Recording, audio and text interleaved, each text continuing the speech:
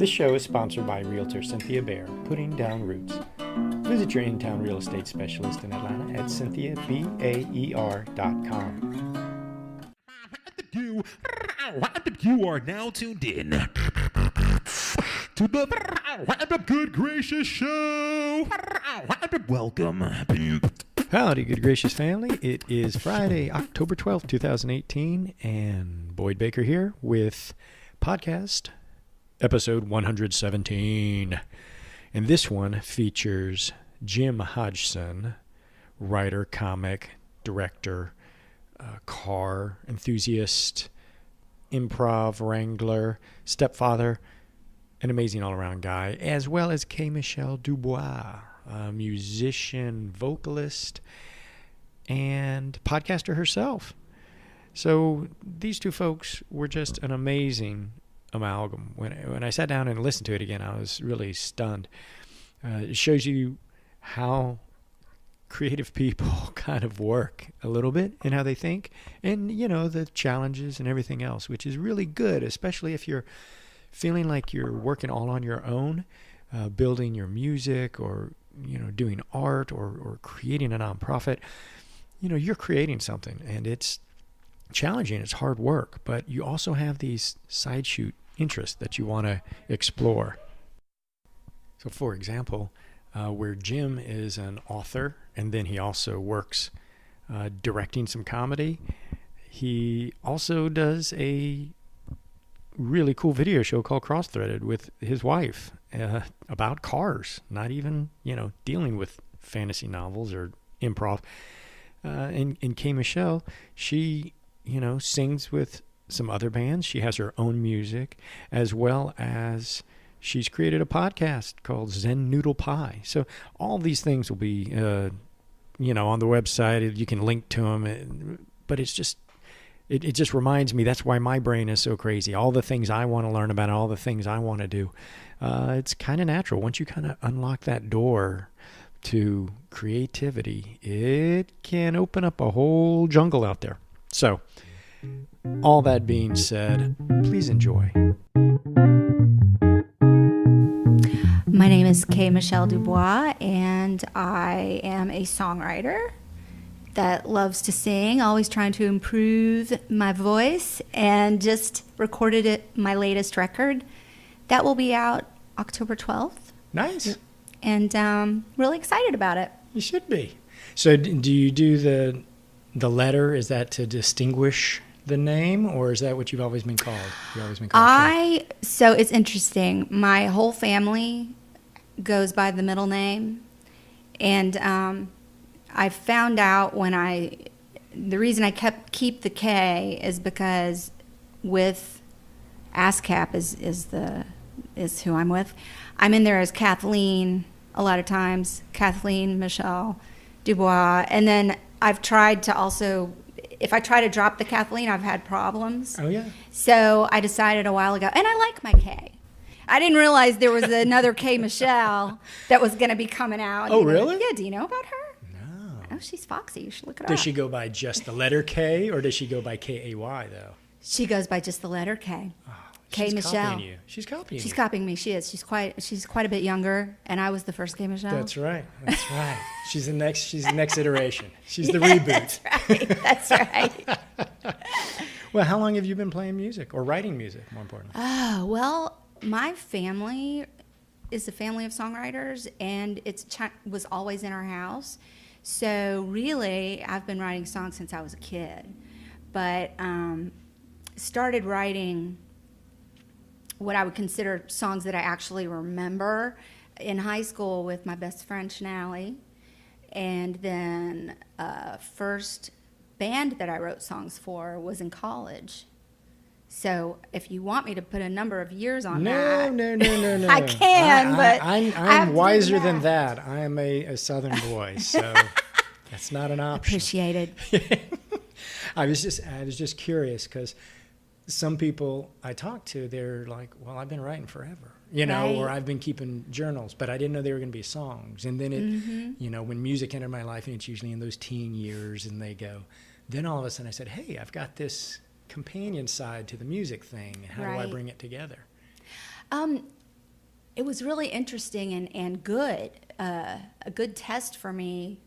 The first band that I played with in college, these guys I knew that I knew from like the club scene, this was in Knoxville, they had all of a sudden they'd been jamming together and they had a show coming up that was probably like, seriously, like less than a month away.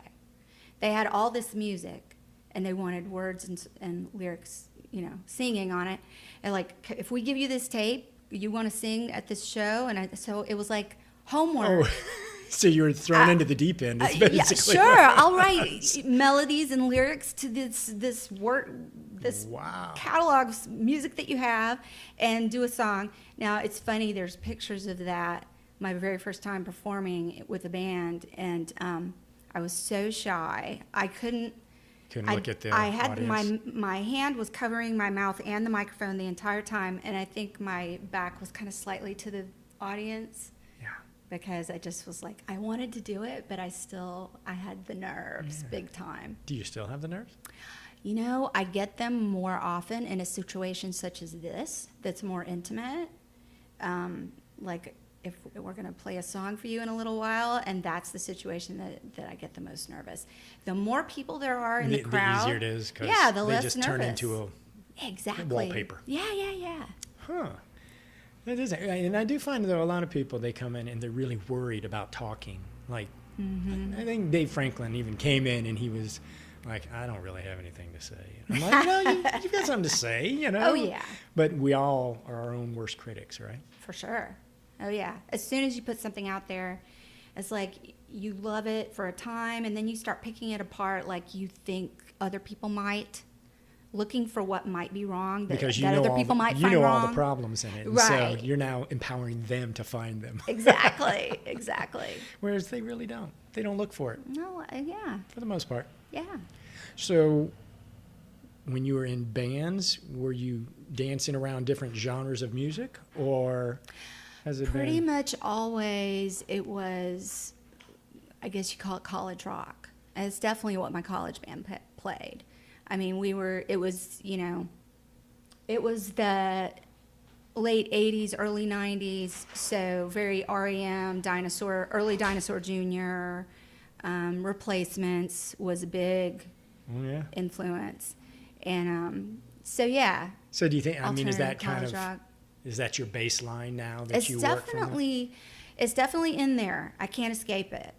But with some of the stuff I've been doing in the past, really, I'd say almost 10 years, my mind wants to lean towards more experimental sounds and just, I'm really drawn to that. So I think it's been good for me to feel like my songwriting and the way that I want to see things kind of produced have evolved. Yeah, that it's evolving, and that's a good feeling. Like I don't feel like I'm stuck in a rut. Does it kind of energize you a little bit, that it gives you like a fresh page to kind of write on? Totally, sort of? yeah, totally it does. It's interesting.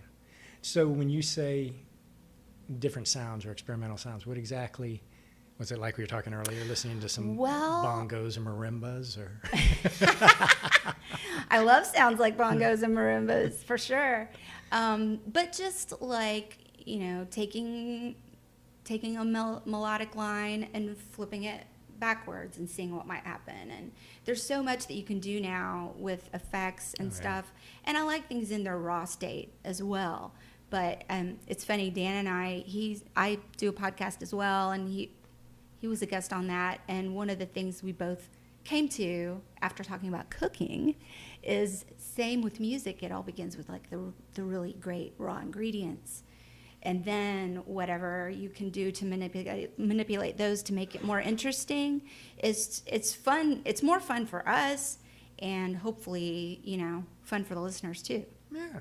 Huh. So on this new album, are you trekking a new turf, or? Not really. I mean, with the very first solo record, Lux Capone, I already knew that I wanted to do some different things. There's a couple of tracks on there that are very just ambient. There's one that's just the guy that did the record with me, Ben Price. He came into a parking deck with me, and I wanted him to just record my boots walking through the parking deck and how they would echo at different volumes throughout. And my idea was then we could use that as the rhythm track for something I would write over it. But then when we listened back to it, it was like, wait a minute, I think let's just leave it like it is. It sounded so, for me, it was fun to listen to. Because we had a little bit of conversation here and there. He's like, should I leave my bike here? And then we're like, no, you know, just little conversations that we had. And then we took just some guitar tracks from a different song and kind of manipulated that to weave through that.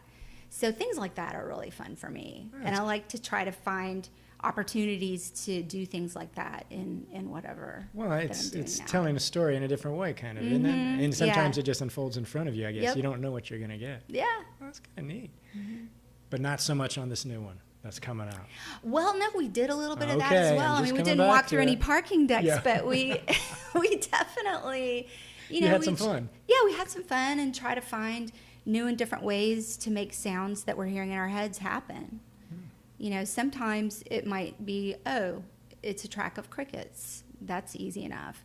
But other times it might be, I think these tones are good, but let's see what happens if we reverse them, and you know what else we could do to make it expand the sound and make it something different. Yeah.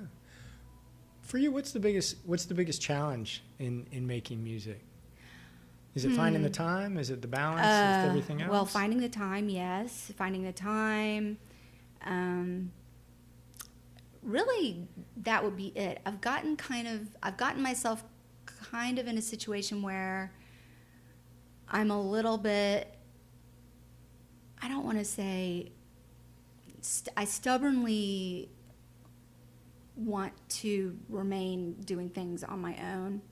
I feel it's kind of selfish. Being controlled a little bit, maybe? Yeah. And now that I've done this second one with Dan. I mean, we had worked together before, but I feel like that's the challenge for me is finding windows to bring other people in, because I tend to get like, oh, you know, we're so good together, we can do this whole thing on our own. And we did get a fabulous drummer to come and play on the record. But I think, you know, with the next one, I would like to, even if I have to force myself, and sometimes I do, leave more windows for other people to come in and contribute. Mm-hmm. Well, it's tough, too, because timetables, and when can everybody, and you feel guilty if you're asking, even if it's a good friend. You're like, I really want to spend a weekend doing this, not just a few hours. Right. It's true, yeah. Well, interesting. Well, so how did let me ask you about your podcast. How did your podcast come out of, did that come out of any musical aspect, or was that just a personal thing? Well, honestly, the podcast I kind of lumped that on. And the name is? Zen Noodle Pie. There we go. Just had to say it. Thank you. That name was in my head one morning when I woke up. I was like, what am I supposed to do with that? You know, I don't think I'm going to write a song about Zen Noodle. Yeah. No, it's not a song. What is it?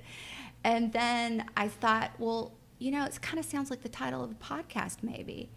And I've had a lot of struggles with anxiety in the past. And I thought, well, maybe I could use that as kind of a foundation of an idea for a podcast where I brought my friends, most of who are creatives, and I know also a lot of them struggle with anxiety, and we could just at some point in the conversation talk about that. And just have another thing out there that if someone stumbles on it, they realize they're not alone if they struggle with, because the stretch of time I had when I was having for real panic attacks was one of the most scary times in my life. Just because you didn't feel like it would ever pass? I didn't know if it would pass. I really didn't know what they were. I hadn't really ever heard of panic attacks. And so I think if people know, then maybe they won't be as liable to think like, I'm dying right now, I need to call 911. You know, or if they do, they don't have to be so embarrassed about it, because they'll realize that other people have that happen too. Yeah.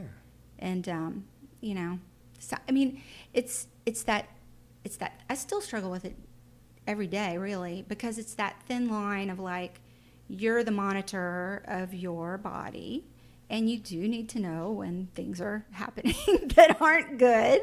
But at the same time, most of the time, if you do a little map of what you did that day or in that week, what you ate, you know, how much water you had, sleep, and all that, stress you've been under, then you can probably trace the sensations that you're having back to something that you did and not like a critical call 911 moment. Right. Huh. So, yeah. So has it been fun?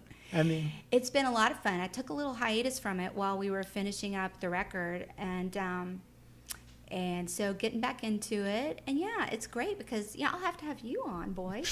I have anxiety and panic and depression. What do you want? What do I you got them want? all. Yeah. There's a whole mess of snakes up here. Oh, yeah. And you know what I find is there's a lot of laughter because we talk about it and we enjoy it. And there's been some tears sometimes, every once in a while. You've got your Barbara Walters moment where you're trying to break people down, isn't it? No. That's what it really is. It's a gotcha. You're just getting people in there and saying, how can Come I on get in, them it's to gonna cry? be fun. Oh, it's We're gonna gonna be laugh. easy. Yeah. And then I get them crying. Yeah. That's right. But yeah, it's been good, and it's been good for me. Part of it too is creative things that I work on, usually whether it's indie film stuff or even with the record, they take so long to complete that can kind of make you feel anxious because you're holding your breath, waiting for something to finally be done. But with the podcast, you have like something finished twice a month, and you can release it. Yeah, you can move on to the next thing. Move on to the next thing, and I think that is definitely part of what is important about it for me. Yeah, that timeline, I think that creative timeline that allows you to create a product and be done with it and to start over makes a big difference where if you're doing something 3-6 months, even longer, Yeah.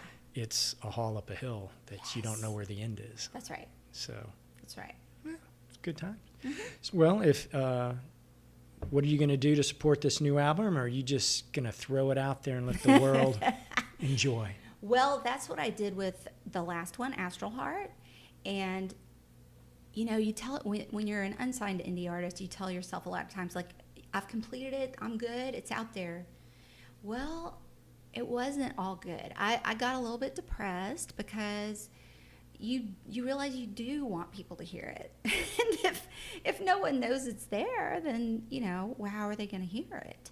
So this time I decided, I'm going to do vinyl again.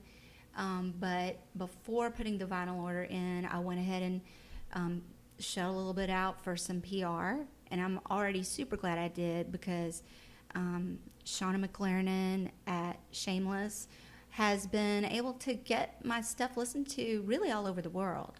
She's based out of Canada. And so I've been on podcasts in Italy now and in How's your Italian? Australia. Not good at all. I don't speak any Italian. I speak a little bit of Spanish, a little bit of Portuguese. But yeah, that's just been fun. Just knowing that it's reaching ears feels good. How did you find Shane? So I sing for a band called Parsons Rocket Project. I actually love that band. It's different than what I do. They call it shoegaze. It's very like dream pop, very ambient, and it's just super fun to sing with. I get to use my voice in a different way, just like really smooth, long notes, and it's a good practice for my vocal cords. But and plus, just standing with them while they play that music just feels good sonically. It's like music therapy. And they had a little EP come out and used Shameless. And Shameless did a great job for them. And so she was already familiar with me through that. Yeah. And it was kind of a no-brainer. Nice. I knew I was going to use her. Well, these days, I think musicians, especially indie artists, which, to be honest, the majority of the world is indie artists, right. Until somebody decides they're not. Yeah. But how you get out there and how you make the world aware, it's a tough road, and there's a million ways to do it. And I think it's smart and it's insightful that you said, I want to do this a different way, because if you're doing the same thing every time and it's not working, don't be surprised. Right. The next one. That's right. But I talk to a lot of musicians that are, I hear every style in the world how they're trying to reach new audiences and stuff, and it's there is no one way. There is no one way. No. So everybody thinks there's one solution. Yeah. And I don't think there ever has been one solution, but the sooner you realize it, I think it frees you up a little more to say, well, let's take some chances here, or let's create something there. Yeah, or sure, I'll try that. You know, I found this cool program called OneStream online. You may have heard of it. It's something that you can record a video, and then you can set up on different social accounts to stream it as a live stream video, but you can pre-schedule it. I've been doing this thing where I've done it 3 times now. On the equinox and solstice, I've done a little live stream, and I call it a song offering. And I can do that no problem by myself. I make sure my husband's out of the house. He can't be there when I do it. But I just can sing into a camera and emote to the camera just fine. The first 2 times when I did the live stream, it was real glitchy. So I was like, something's not right. If my wireless connection is messed up or something, then people are going to see a pixelated mess. And so then I found this program where you can just videotape it And then just upload. Send that videotape out, and it's much more clear. I mean, it's a little bit, you know, I don't think people really care that it's not really live, but it's well, it's live at one point. Right, it's live at one point. It's historically live. Yeah. But maybe that's the new thing. But that's a good example of something new that I've been trying. Yeah. Like all the stuff that's out there, there are all these ways that you can reach people, and you might as well try them. Yeah, you got to find something that works for you. I mean, it's what makes you comfortable and makes you happy. And some of the stuff you don't know. That's the thing. That's so many times I hear the story that they tried it, it didn't work. They tried it, it didn't work. But then the third time, for some reason, it worked. You know, so you know, giving up. You can't give up. Right? You just got to keep going. Yes. Onward. Yes, I agree. Well, if folks want to find out where you're playing and how to get the album and all the other goodness that you have with the podcast and such, what's the best way for them to do that? Okay, well, Zen Noodle Pie has a website. I can't believe you got that name. How did somebody not have that already? Are you kidding? Yeah, I'm kidding. That would be actually weird. There is a Zen Noodle. I looked it up. It's a ramen shop. Right. Right. That's a good one. Yeah, it is a good one. But Zen Noodle Pie has a website .com, and you can find a link to my website through that. But I'm also on all the social medias. I'm on Instagram at Kshell. That's Kshell Dubois Dubois. I have a website. They can find me out there. I'm pretty sure I'm on all the streaming services. I've got Harness queued up, which is the title of the record. I've got it queued up to start streaming October 12th, so that'll be out there. And then we're playing a vinyl release show here in Atlanta at the Star Bar on December 8th. Nice. Yeah, that's going to be great fun. Just down the road. That's good. Well, thanks for coming in today. I appreciate it. Thanks for inviting me. Sure. I'm Michelle Dubois. And I'm Dan Dixon, and this is called Orchid. Okay.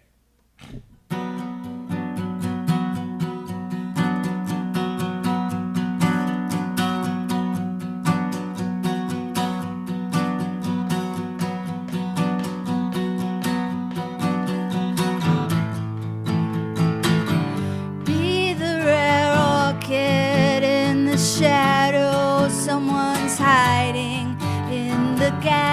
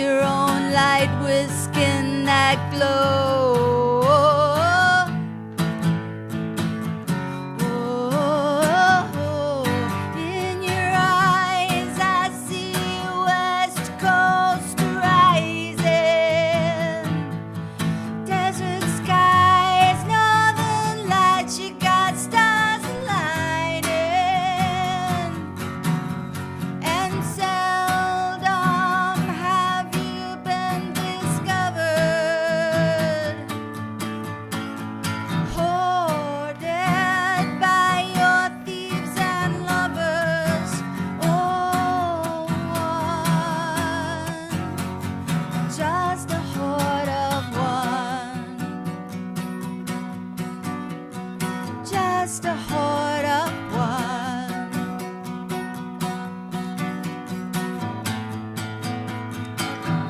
Infinite orchids you unravel, and the universe unfolds.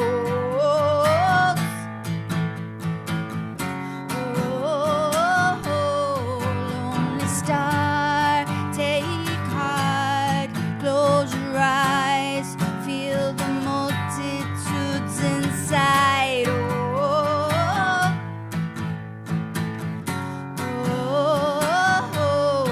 On your mind, there got a west coast rising, desert skies, northern lights, you got stars aligning, and seldom have you been discovered, hoarded by your thieves and lovers. Oh, one, just a heart of one, just a heart of one,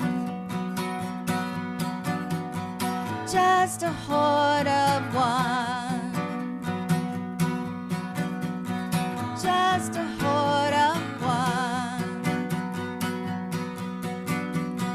Table for a heart of one, just a heart of one. You're just a heart of one, just a heart of one. You're just a heart of one, just a heart of one. Either rare orchid.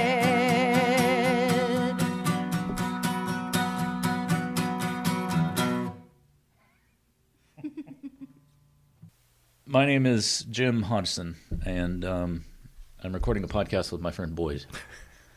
Oh, you silly goose. What do you do when you're not recording a podcast, though? Why are you here? What makes you valuable to the arts community? What makes me valuable to the arts community? Well, at the risk of turning the question on its head, I would say just that I value the arts community. I think that's very... I think that it's valuable. So if somebody said to me, would you like to be a member of my arts community?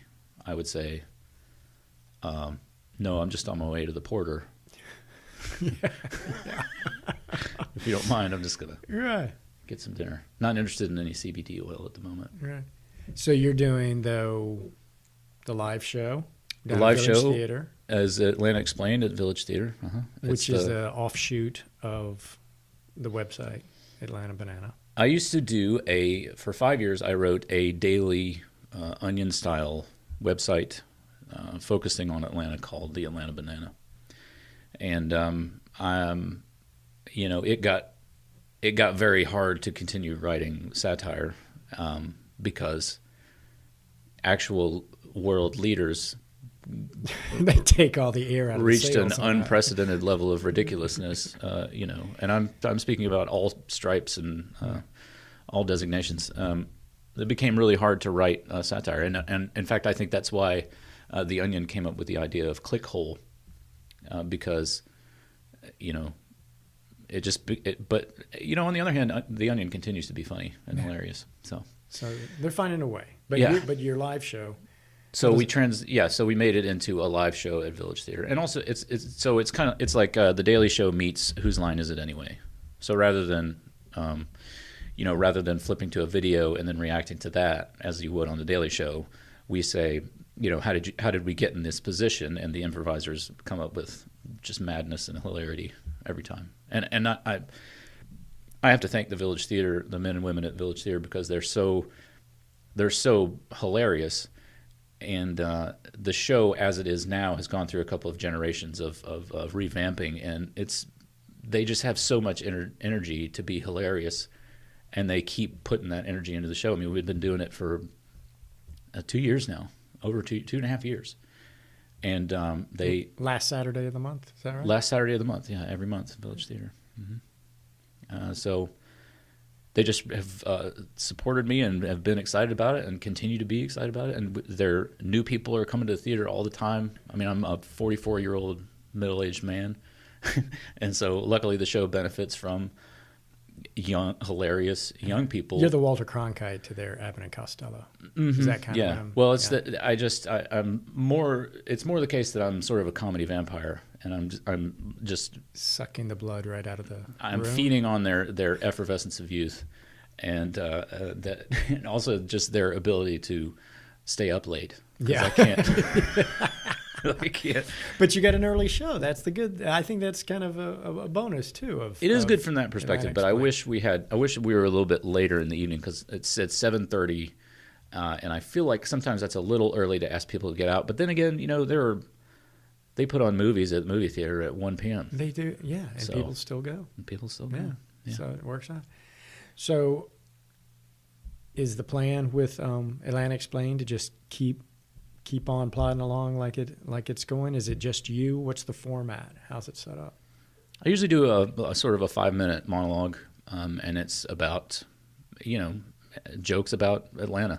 Yeah, it focuses more on local. Try to. Right, There's not understand. always enough Atlanta news to make an hour show. And then we have a section called Future Past, which is like read a news item. How did we get in this position, or what's going to happen if we don't change it? And we have just a bunch of other sort of improv style games that feed off of The headlines. the headlines. Yeah. Well, I've seen it a few times. It's good. Thank you. People should check it out. I hope they will. Yeah. I mean, even if the sound of my voice bothers you, again, I want to emphasize the hilariousness Yeah. of the men and women of the Village Theater. Yes, your solemn aspect is not amplified in this show. I can say. No, But well, you I'm do not. dress dapper usually, so that Yeah. means something. Well, yeah, I guess I'm not in show mode at the moment because I'm just hanging out. That's true. Well, and besides doing that, you're also a writer, and Yeah. that keeps you a little bit busy. Yeah, just releasing a whole new series and a whole new book and a whole new series, and I'm really, yeah. You don't know what to do with yourself. It is nerve-wracking. Really? Is it just all the business side of the, you get, the fun part is the writing, right? That's what you really enjoy doing. No, You don't. No, the fun part of being a novel writer is having done it.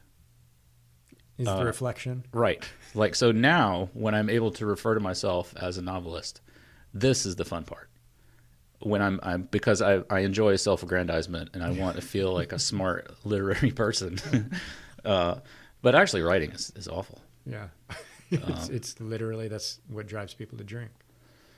I guess I bristle at that reference because so many people think, I guess, to themselves, they get to this point where writing starts to get difficult. It becomes work. And then they think, okay, well, Hemingway drank, so surely I should drink. But don't. I mean, if you're... That's a writing tip. Can we mark that one down? That's number one. Don't do that. First of all, writer's block doesn't exist. It's not a thing. It's something that you're making up in your mind. Imagine you went to the doctor with a broken arm and he said, I would like to help you with this, but... Yeah, doctor's block. God, doctor's block. Just the right. worst. Right. Could you hand me that bottle of rye? I'm just gonna Work through take a this. slug. So Yeah, you don't hear swimmer's block. They don't get halfway into the ocean in the Yeah. race and they go, I just can't mother's block, you don't hear do of. that. No. No. So yeah. So it's work. It's literally, yeah, people like to think, oh, you're a writer. That must be so easy. And it's like, not really. No. So what is the new series that you've got out or that you're working on right now? It's called Apprentice Quest is the first book, and the series is called Ozel the Wizard, Ozel. But do we say bad words on this podcast, by the way? I don't know about we. I don't know why you're dragging me into your Well, you're the filthy boss. potty mouth. You say what you want to say. Okay, so you can find all this on my website, readmyfuckingbooks.com. It's funny that you have to. Okay. Yeah. I mean, it's also it's jimhodgson.com, but I registered readmyfuckingbooks.com because I would go to writing conferences and be speaking on panels and things like that, and people would say, "Well, what's your website?" And I would say it's jimhodgson.com, JIMHODGSON, and I see their faces glaze. Drain, Yeah, everyone dies of a coma, and now since I've registered readmyfuckingbooks.com, I say it out loud, and everybody's They're laughs. laughing. Yeah, They're they're gonna laughing. go, what was that guy's name? Yeah. It was, I don't know. Yeah, but yeah, so Apprentice Quest is the first book in the series. Journeyman's Trial will be out 28 days from Monday, so 3 weeks and change from now. And then the third book will come out 4 weeks after that. So is that just a natural progression? I don't know anything about the book release world and stuff. Is that just how you chose that you wanted to do your books, that you just stagger them like that instead of... It's an throwing them all at Amazon once? strategy. Is it? Because they have what they call the 28-day cliff or the 30-day cliff on Amazon. And so when your book is new, Amazon pushes it because people like new stuff. And then after about 28 days, they just stop. Disappear. Yeah, so the idea is that your next book should come out when that is happening to the previous book to kind of buoy the going. whole, Oh. So it meant that I had to do a lot of writing without releasing the Yeah. work and save it all up. And now it's all, I saved it all up for a long time, got it all edited and proofread and all that, and now it's all coming out. Nice. Yeah. And what inspired you to write this series? What was the... I love It sounds like a modern love tale, by the way. yeah, it's a fantasy, sword and sorcery coming of age type of thing, and I hammered that kind of stuff when I was that age, teen years, and I've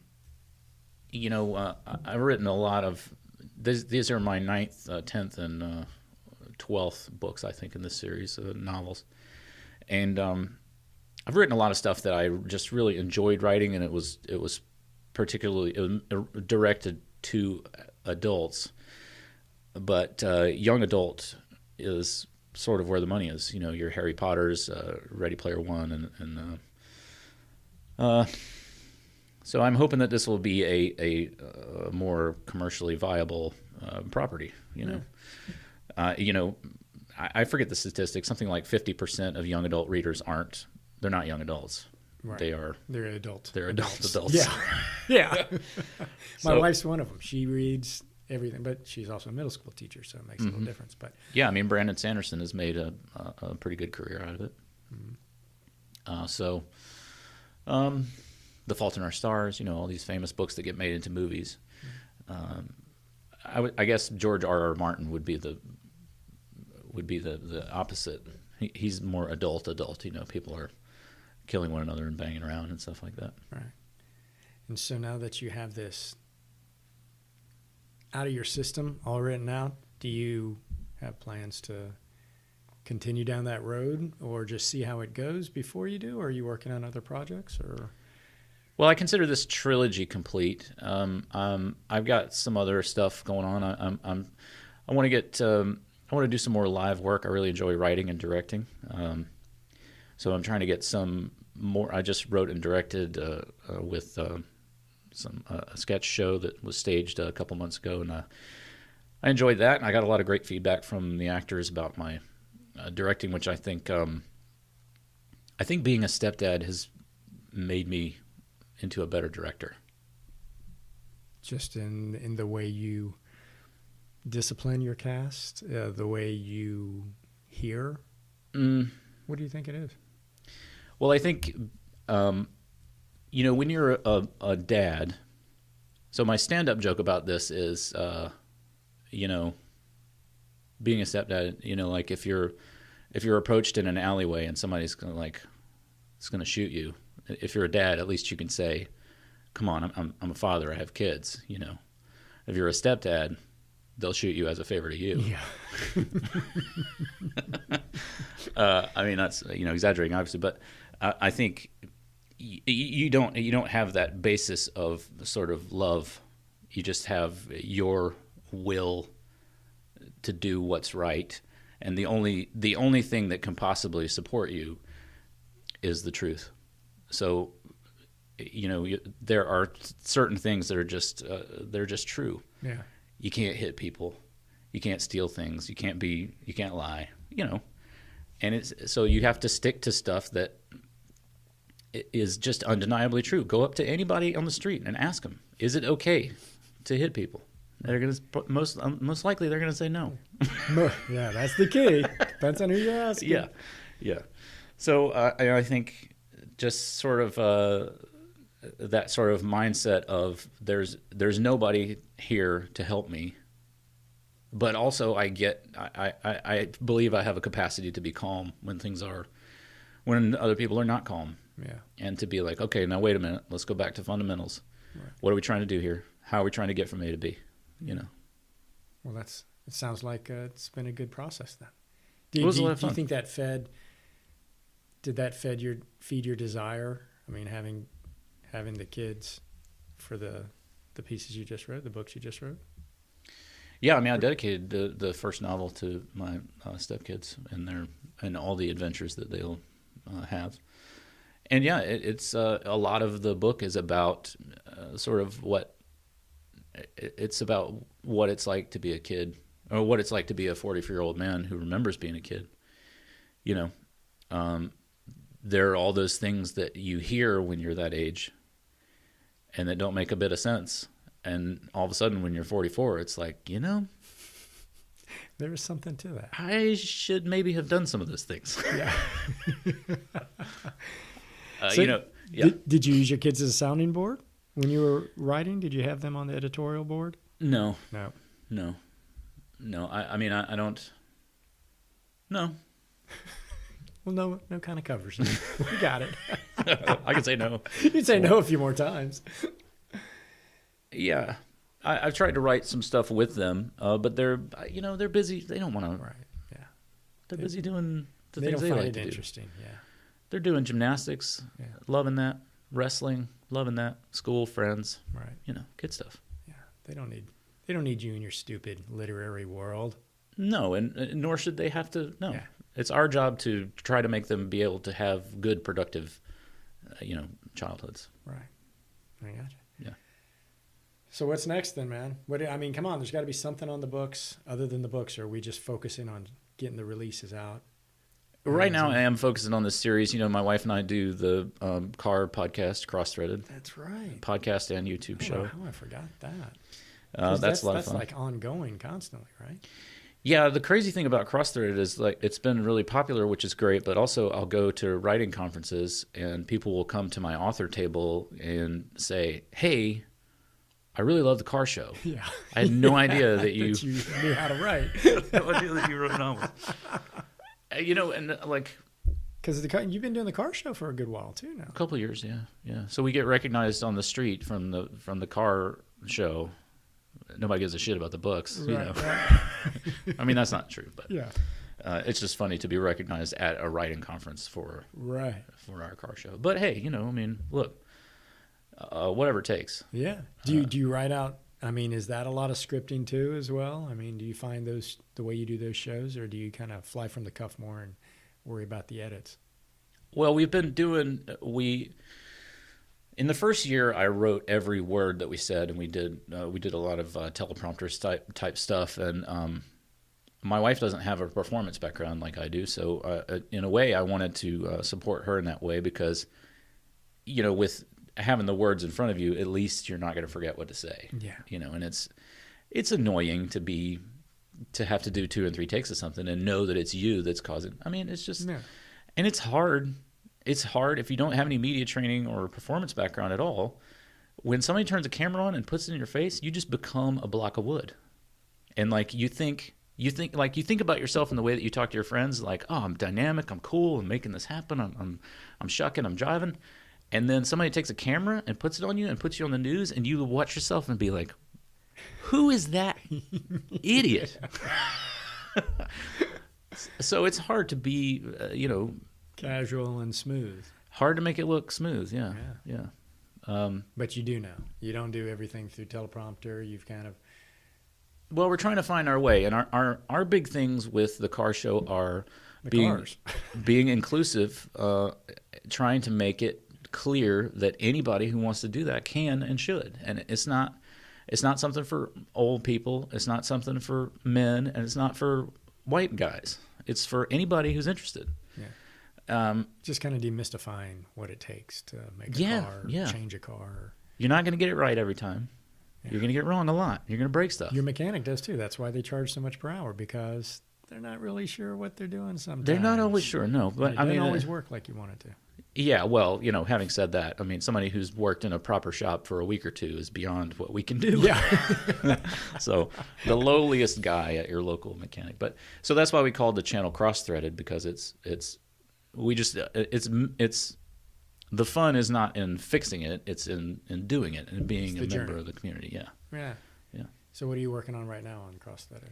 We are doing a mild Baja bug build for my brother-in-law's 70 VW Beetle. So it's going to get it's getting lifted and a bunch of new suspension parts and things like that. And hopefully we'll be slightly less of a death trap because when it came to us, brake lines were all rotted out and it had basically no floor in it.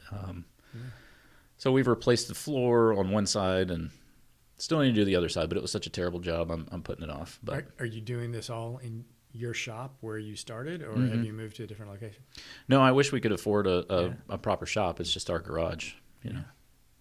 There's a perfect opportunity. Somebody with a garage who's willing to let some young grease monkey take up a bay for a year and a half to rebuild a car. Yeah, it would be great if we had a lift would be great. Yeah.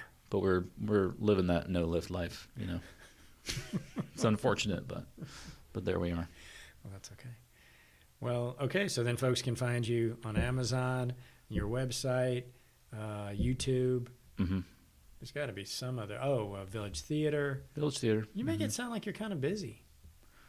Man, I mean, don't. In the creative world, that would be like. I don't care crazy which one of these things goes someplace. I say this to my wife all the time. Like I mean, I love all these projects. I don't care which of them. Just for God's sake, let's just one of them. Just one of them. Well, that's the key. I guess you're just throwing it out there. So every day I'm just grinding it out, and hopefully some of this sticks somewhere. Sometimes I feel like, yeah, man, I'm really climbing the mountain, and other times the boulder is rolling over me, and I'm going back down to the foot. It's the creative lifestyle, man. That's it. That's it. Well, thanks for coming today. I appreciate it, man. Thanks for having me, man. I enjoyed being on this podcast before, and I'm glad to be on it again. All right. Maybe you'll be on again. Yeah. Time will tell. Well, that's it for another episode of Good Gracious Show. Hope you enjoyed it. Lots of neat stuff, man. Check out Jim's books. Check out K. Michelle's CD or download, however you want to look at it. Great stuff there. And, of course, you can always go to goodgracioushow.com, and you can stream all these episodes, the other 116, go back and even catch some live. You can get tracks of the whole live shows that we've done. We've done 13 of them. And, just lots of really interesting stories. Musicians, painters, artists of all stripes, as well as people doing great stuff in the community. So you can check it out there. And also, on Facebook and Twitter, all that, GG Show Atlanta or Good Gracious Show. That'll get you there. I've got an Instagram account where we pop up some things daily. And I have a newsletter, so you can sign up right through that website. I can drop you a note whenever there's a new episode, if you don't like doing the RSS feed and downloading things to your phone, as well as letting you know about upcoming live shows. So that's kind of it in a nutshell. Hope you're having a fabulous fall. Go out there, be a good neighbor, hug someone, and we will talk to you next week.